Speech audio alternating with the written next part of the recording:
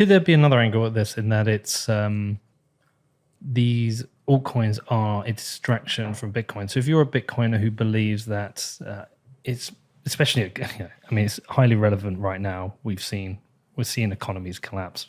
Sri Lanka is a very obvious case study for bad policy, economic mismanagement. It's a catastrophe there in the country right now. And therefore, you can see why some Bitcoiners believe that sound money within a country like that would be useful, whether it is the only money or alongside a government. In that, if that is the case, then there is like perhaps this moral duty to promote Bitcoin, because the more people who come into it, the bigger it gets, the quicker we can avoid situations like that. So it becomes like a moral imperative to direct people towards good money.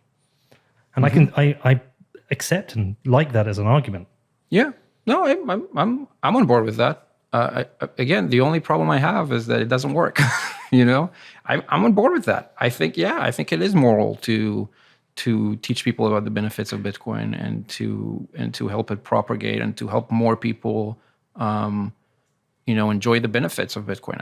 I think it's a moral and virtuous thing to do. And I think that the way that Bitcoin maximalists are doing it isn't working. Now, look, obviously it's working on some people, right? And I think that the Bitcoin maximalist group is growing. It's not shrinking. I think it's growing, but it's growing much slower than everything else in the cryptocurrency space. So, is it really though, or is it just certain? Like, if you pick your time frames, some cryptocurrencies will grow super quick on a short time frame because it's new and interesting. Low liquidity means higher gains. I don't mean about. I'm not referring to the prices at all. This isn't about the market caps and the prices. Yeah, for sure. Look, the prices are all manipulated. It's all like definitely on the short term. There's not a lot of information to glean from that. But you can just see number of people and just talk to people in the U.S. who are interested in crypto in the last year. How many of them got Bitcoin? How many of them got other things? Not all of them bought Shiba Inu. So a lot did, but not all of them bought Shiba Inu. Some people bought Ether, and they're planning to hold Ether for the long term. I don't think that's a scam. I don't think Ethereum is a scam. We had these discussions before. I certainly didn't think Ethereum will succeed as much as it did. Well, I think it's very difficult to define a protocol as a scam. I think you can define the actions of somebody behind it as scammy. And you certainly can describe some coins as like one coin is a scam. Yeah. Okay. I struggle to call Ethereum a scam under any definition. But I understand the definitions other people call it a scam. But I can certainly see how you can identify the claims or the promises of certain people behind it as potentially scamming. Yeah, I mean, look, I think, sure. And there are more influential people in Ethereum. Obviously, Vitalik, Joe Lubin are in some sort of a leadership position, and some others too, which doesn't exist in the same way in Bitcoin. You could say if someone like Vitalik says something that's false about Ethereum, then maybe that's a scam. I find that just looking at the things that Vitalik says, I find that he tends to not talk about promises about Ethereum as much as he used to, right? So I think he kind of changed the way he acts about those things. And certainly there are a lot of people in the Ethereum camp who are saying, Ethereum is better than Bitcoin. Ethereum will replace Bitcoin. Ethereum will be ultrasound money. I think those claims are ridiculous. But they're just people. There are a lot of people in the Bitcoin camp making ridiculous claims too. So I don't think it makes Ethereum a scam or scammy. Yeah, some of the Ethereum proponents are either batshit crazy. Some of them are bad people. Sure, yeah, that exists. That exists on Bitcoin too. So what? We have to look past those things. So if you were to attempt to steelman the Bitcoiner argument, the maximalist argument against altcoins, can you do it? Yeah, I think, well... Because I think the consistent one is, I'm saying it now, I'm answering for you, but I believe that all coins will trend to zero versus Bitcoin on a long enough time frame. Therefore, there's no point having them. I mean, that's only true if you believe that everything in the world will trend to zero versus Bitcoin. Like you shouldn't buy a house because it will trend to zero versus Bitcoin. Maybe that's true. I don't know. But Well, that's actually come out recently. People said like a house is a shitcoin. yeah. And, I think sometimes it's like, it's a joke and that's fine. It's okay to joke. Some people are probably serious about it too. You need houses, right? I don't think I need to explain that. And if you believe that the real estate will trend to zero versus Bitcoin, I mean, I guess it's possible, but I wouldn't say that makes real estate a scam.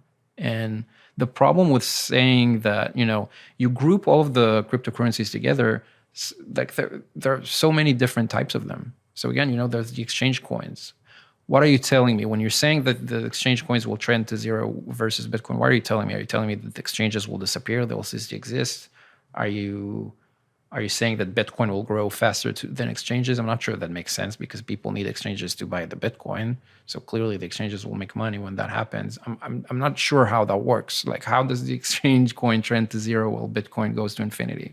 I think I buy the argument certainly on any coin that is just trying to be money like Bitcoin. So a BSV, a BCH, Right. a Litecoin, even a Monero. But then I think when you've got like for like things which are just trying to act as money, Right. when they're trying to act as money, then it kind of makes sense they will trend to zero against Bitcoin. Right. But I think it's when something acts more like equity, that I think it's a different argument. Yeah. Yeah. So I would agree with that. Yeah. So I think when you say another coin is trying to be money, and the obvious examples are stuff like BSV and BCH and whatever, those, I was very happy to call those a scam back in the day,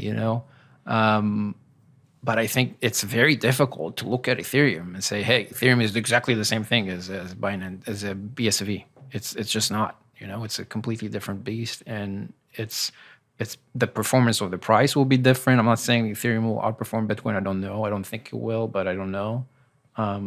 But it's definitely going to be different than BSV, and trying to group those two together, I think it just doesn't make sense to outsiders, who look in and they say, well, I need to make a decision. I think there's something ongoing in the crypto world. I think I need to make a decision now. And they're looking for all the opinions. And I think that the opinion of the Bitcoin maximalist camp just doesn't seem to make sense, because people try to group Shiba Inu with Ethereum and the Binance coin. That's just, those are very different things. Well, this is where I think, therefore, we can then separate the money maximalism from the protocol maximalism. When I put out that tweet, Brady, is it Swanson? Swenson. I always say Swanson, it is Swenson. He put a really good reply to it. He said, maximalism to me is two things. I believe that an open monetary network will trend towards one, and an open protocol will trend towards one. So if we talk about the money cryptos, they probably will trend to zero against Bitcoin. So then you have to talk about, well, an open network will trend towards one.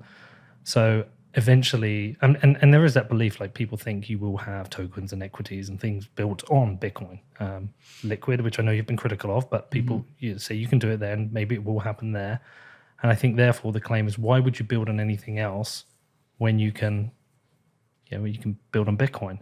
Yeah, well, it's very easy to answer that. So you only ask this question if you're not in, if you don't have any intention to build anything. If you are an actual builder, there's no question. Why would you ever build on Liquid today? Because you need exchanges to list your coin, your security, whatever it is. Call it a security if you want. You need exchanges to list it. You need wallets to support it. You need users who can use your thing. And Liquid is not widely deployed at all, and Ethereum is. That's just the case. That's just the fact. So if you're a builder and your goal is to build a useful product or service for people, Liquid is not an option. It is not. It's not a maybe. It's not a let's consider. It's just simply not an option, because the tools aren't there, the infrastructure isn't there, nothing is there. In 10 years, maybe, I don't know. But right now, it's not on the it's not on the consideration table. Like when a founder thinks about how they're going to build, they'll think maybe Ethereum, maybe Solana, maybe whatever. They're not going to consider a Bitcoin sidechain, because that's just not a practical solution. And the attempt to paint those founders as like bad people and as scammers, some of them are, a lot of them are, but I think it's fundamentally wrong, because Some of them are truly trying to build something that they believe there's demand for in the market. They're trying to solve a problem for real people, and telling them, well, why don't you just build it on Bitcoin? Well, because I can't, I can't. I want to build a solution now. The solution is it's not an ideology. I'm trying to build an actual solution, and I can't build it on Bitcoin because the tools aren't there, the infrastructure isn't there, there's no support, there's no, anything. Go make it happen. Make exchanges accept liquid deposits, make wallets support liquid. Then we can talk about it. But right now there's one wallet with 10,000 users that has liquid support. Like, it's not, we can't even discuss that. So this comes down to then the timeframes of certain technologies. When I first got my first mobile phone, I had a house phone. And then when I first moved house and got my own house, I didn't even bother with a house phone. Now I can't even remember the last time I used a landline. So landlines have had a time when they were the dominant form of phone, and then they had parity with mobiles, and now they're losing against them. So I guess in that scenario, what you're saying here is there was Bitcoin, and now there's Ethereum you can build on, but there may come another time where everything can be done on Bitcoin, and then Ethereum's time might end. And why should someone be denied the right to build something on an application when the other application can't support it? Is it because I'm not technical, so I wouldn't understand what can and can't be built on Liquid. I wouldn't even go there.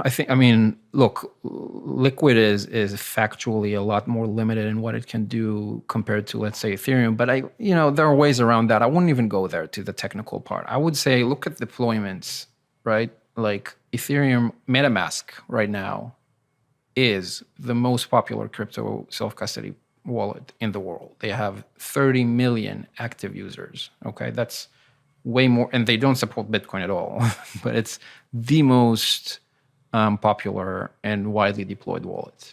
Okay, and then look at Liquid wallets. I don't think I'm exaggerating when I'm saying maybe 10,000 active users, probably order of magnitude less, but let's be nice, maybe 10,000.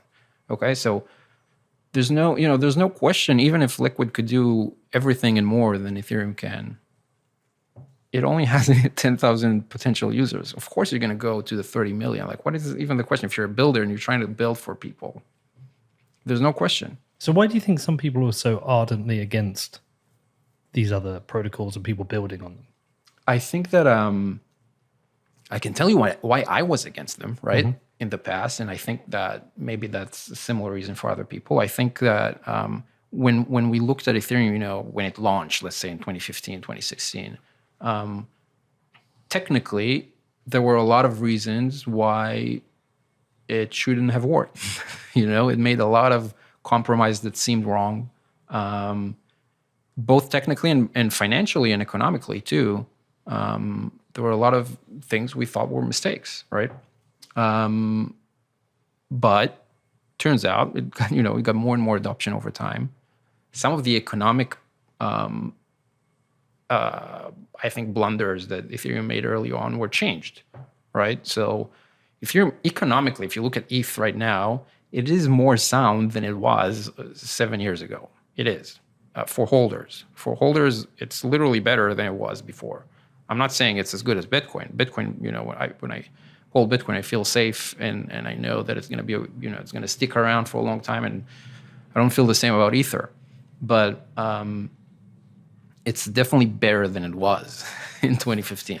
So your defense is it's not so shit. Yeah, yeah, and it depends. Look, it depends on what you want. The nice thing is, let's say you want to use, let's look at Celsius, right? So, obviously Celsius blew up recently.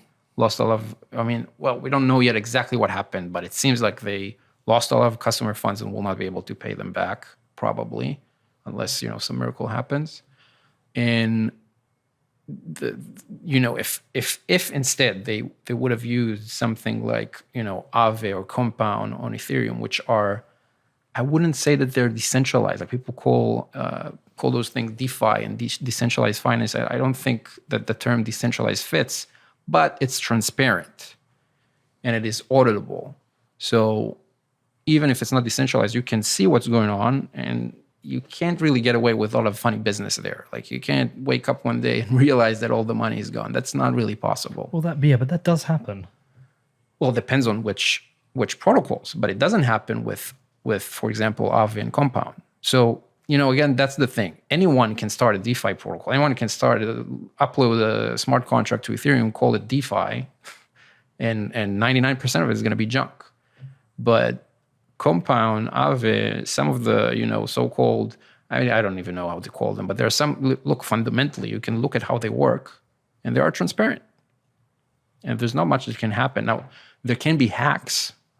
It's possible that someone, it's possible that a developer made a mistake, that a coder made a mistake, and that someone will exploit that. That's a risk. That's a real risk. But other than that, they're transparent.